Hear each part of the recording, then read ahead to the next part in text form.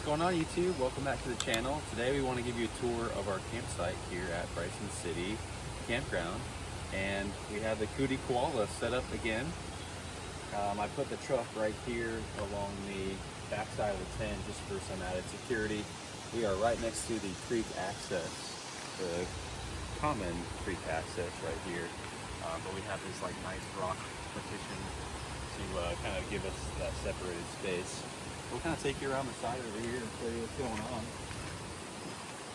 Standard setup as last time. We have our Rainfly on. This right now, actually, we did not even chance not putting it on. We've already hit rain when we were setting up, and we hit rain later in the evening. We have our ground tarp on.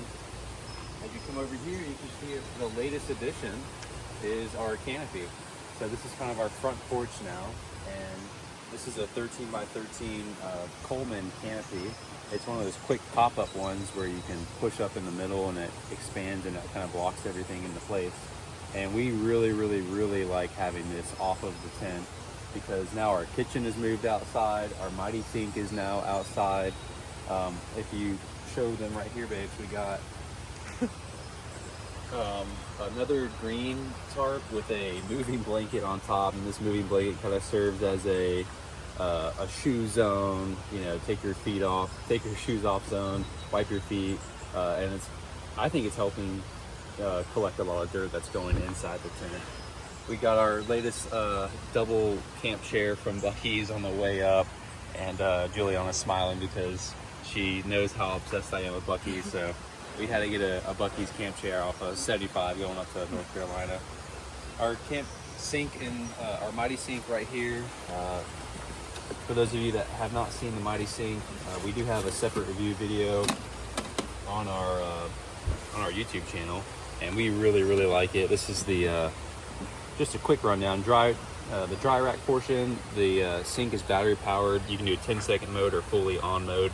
There's a 2-gallon, a 1-gallon freshwater tank and a 1-gallon gray water tank, and so that transfers over to the gray water tank through this drain right there. We have soap, yes it works, and then a paper towel holder over here. Yeah, and that's how the sink works. And we have water here at the site, so it's a super easy way for us to dump it and refill it. Yeah, just a regular Lifetime foldable 6-foot table, which has been really helpful. I mean, check out the view. As we're cooking or having coffee, we overlook the creek here, and it's just been wonderful. We are really happy with it. We enjoyed coffee and breakfast this morning. Over here is our Camp Chef pantry. This is where we keep all of our cookware, paper plates, propane, cutting board, knives, utensils, the whole 9 yards is just this Camp Chef pantry. And so each of these little things pull out and you can store stuff in them. And they even give you like little clear plastic sleeves to label those. So we brought a Sharpie this trip. We might actually Sharpie some of those things in there. But really enjoyed this. And then of course it has the table top on top. So this freed up a lot of space because on our last video in Stone Mountain, we had all of this set up inside the tent. And so now it's so much nicer to just stand up straight, wash your hands, utilize everything rather than bending over, because if you show them inside here, we had the sink along this corner over here and you had to bend over to wash your hands. Before we go inside, just wanted to show you guys, we ended up setting up these lights, which it doesn't really show too well on the camera. I'll turn them on, but at night it's been a really nice vibe to have the lights going on, and we finally found a use for the string lights, and that was it. And I like that because they're out of the weather and water's not getting on them, and they're battery powered. So that might be one thing we need to charge tonight. The Coleman tent canopy is staked down on all 4 sides, but we also did tie downs as well from the corners. So it's got eight points of tie downs to the campsite, which we felt was really important with this kind of structure, because the wind could easily just lift this up and take it away. So we have 8 points of tie downs here on the canopy, and it's a 13 by 13 again. So you can see here, it really actually, the width of the Coody Koala and the 13 by 13, the Coody Koala is 12 feet. So if you hit that wide angle, babe, you can kind of show them a little bit. So you can see the top of the roof of the canopy really encompasses the width of the koala tent nicely. As we go over here, we have a screenhouse. Now I had this screenhouse from Core Equipment back when I did my travel trailer Jayco camping days, and it's still held up this long. This is probably its fourth, I'd say 8th use actually. I did about 7 trips in that Jayco travel trailer. And so we decided to put that over the communal picnic table, not communal, our picnic table that came with the site. We've got some buddies that are gonna come and tent next to us. And so we're all gonna kind of hang out in there. We'll play games in there hopefully. But we've got the screen house there. If we wanna have dinner there, we'll have, the bugs will stay off of us. It's one of those things where I had it, we put it up. If we use it, great. If we don't, it's easy to take down. I think we're gonna sit out here most of the time though, because me and Juliana like the open air. It does feel a little stuffy in there with the tent. The airflow is not as good, but that makes sense because it's meant to keep out mosquitoes and bugs and small insects. So anyways, we're gonna go inside and show you the interior of the tent. We do have the plastic door up, and we wanted that to look over the creek, just like we did at Stone Mountain. We wanted that to look over the lake. As we come inside, we should have turned the lights on, but there's plenty of light still here. It's about 11 o'clock in the morning.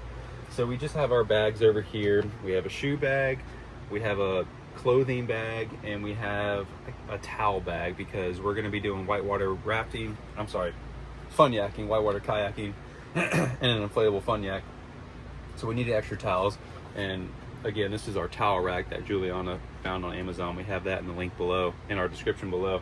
But that's been great because we're taking showers. We're going to be doing tubing and fun yakking, and we have the tower fan here, and that was drying these towels the entire night. So we're trying to stay on top of the dry towel game because we know we're going to be using towels quite a bit.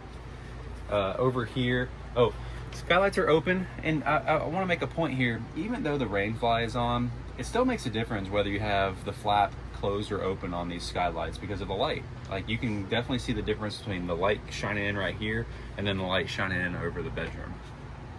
So anyways, we like it open, nice and tight. We have our Amazon lights up here. We're very, very pleased with them. And they're on a remote, so we don't have to get out of bed to turn them on and off. We have a hanging light here, battery powered, and a hanging light here. Again, we have a link in the description below, and they have magnets on the back of them, guys. Super cool. So at night, when you're setting up with your car or truck, you can just put it on the side and it'll cast light all into your campsite, making it super convenient for you to set up at night.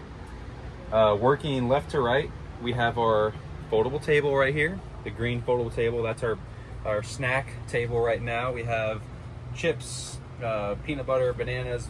It's a good 18 by 18, I'd say. Our tower fan right here, that kind of rotates throughout the bedroom at night. Our refrigerator back there, I accidentally hit that with my truck when we were helping a fellow camper out. She locked her keys in her truck, so I gave her a ride back up, and I wasn't paying attention. We hadn't set up camp yet, and wham, I just hit the crap out of the cooler. Sorry, Poppy and Susie. It's their cooler. So it still works, it still refrigerates, but the LCD screen no longer works. So anyways, we have our perishables in the cooler. It's a refrigerator, it's not a cooler, it's a legit refrigerator. We have our surge protector over there if you want to zoom in and give them an idea of what we got charging right now. We have 2 mosquito catch things left and right. We've got the just a camp blanket right here, so when Juliana gets out of bed, she can put her feet on a nice blanket instead of maybe the cold bottom of the tent. And this is our winter portable AC unit. It's rated for up to 520 square feet, and this tent's 192 square feet. So we have more than enough heating and cooling power with this unit right here. Now, it's a bear to move. Me and Juliana constantly make comments about how it's heavy, it's cumbersome, and so it's one of those things where it does kick butt. I mean, it absolutely destroys like temperature control, and you want to be comfortable. It's just very big, and again, it kind of messes the feng shui of the tent, because we love to experiment with a different bed layout, but because the AC is here and we want the clear door over there, it makes sense for our bedroom to face the clear door because that's the view that we want. So again, we're happy with it. It does provide nice white noise at night, so does the creek. It's a heater as well, so we can do 4-season camping with this unit. And so we're happy with it, but that is our biggest gripe, is just how big it is. This is really meant for like an apartment. For hurricanes. It does not have the portability of glamping, which is something that we learned in this journey of becoming glampers. Just a quick note, you can see we have all the screens down. When the fly is on, you could have them up, and then you would still just be looking at the fly outside, so you wouldn't have a view anyways. Our power is hooked up through this extension cord that goes to this surge protector back here.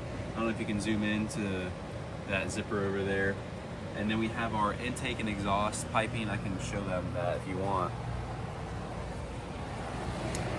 So there's your intake and exhaust that goes in, and then your power hookup is right there through that zipper. So that's really nice to have. We have our end tables with our Bluetooth lights right here. And so these are speakers and lights. We have that in Stone Mountain. We really like that product. It's what was that product from? Costco. It was from Costco. I can't remember the name. Luma Duo. Yeah, Luma Duo, right? Luma Duo, yeah. So yeah, the nightstands are really just so bougie and just extra, but we like them. We put our phones there at night. I had the TV remotes there at night. Again, we have another light over our bedroom here. Our pocket for extra storage, car keys, bags that things came out of, goes right there. We have our camp toilet right there below, which is nice. We have not used it yet, but it's really for emergencies and for convenience. If it's raining and we need to go, we're certainly going to use it. This is a really neat couch Juliana found, and this is better than our last couch that we returned. In our first video in Stone Mountain, you guys probably remember me just not endorsing that couch at all, but this one's much better. So it's much more firm, and the high back is a lot better. The cup holders are better. This pops out, so you have a deeper cup holder, or it can pop back in for I think more of like a skinny can, like a White Claw, or a skinnier can. So a bigger Coke can or a skinnier can adapter right here. But then it also goes into a bed, and I don't know. Oh, is this fold out, honey? Mm-hmm. Yeah. So I haven't done this yet. Juliana did, but it folds out into a very nice sleeping arrangement here.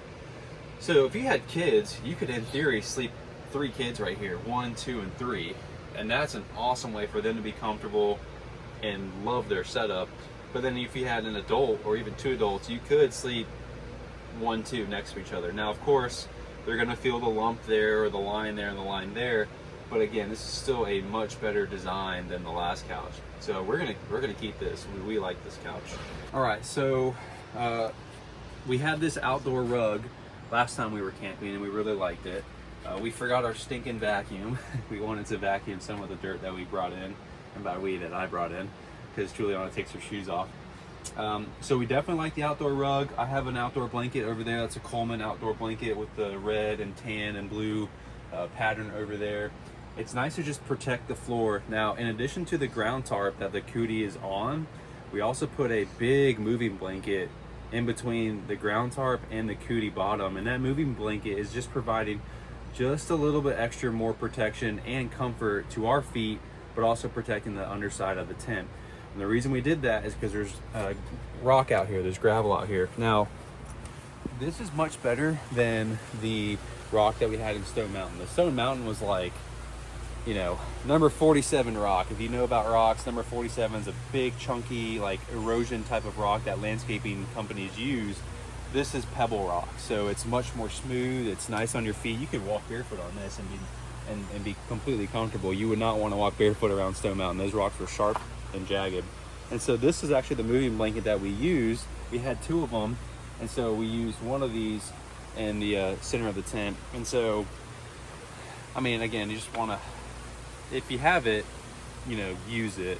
We had it, so I was like, let's try this out, honey. But I'm not saying that you should go out to Harbor Freight and buy a bunch of moving blankets and that be your solution. And honestly, when we're packing up, that blanket could be saturated and completely soaked with water because it's going to be raining this camping trip. And then we're going to have a soppy, soaky, wet, big moving blanket to pack back home in the truck.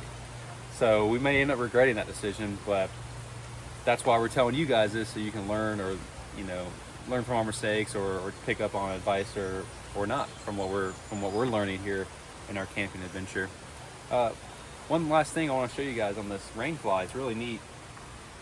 This Rainfly has drawstrings built into the outer seam of the Rainfly. So this is the Rainfly right here, and the drawstring traces down to my finger, right down to here. And if you can zoom in on that, honey.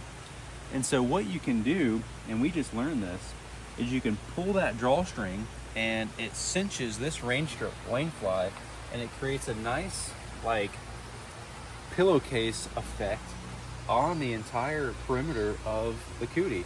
And there's also another cinch down there, honey, right there.